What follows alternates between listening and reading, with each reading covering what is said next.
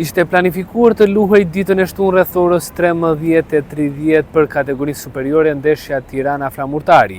Është shtyrë me 24 orë, pra kjo ndeshje do të luhet ditën e diel në orën 13:30. Shkak për anullimin ose shtyrjen me 24 orë ka qenë një tragjedi në një prej familjeve të një futbollisti të Tiranës.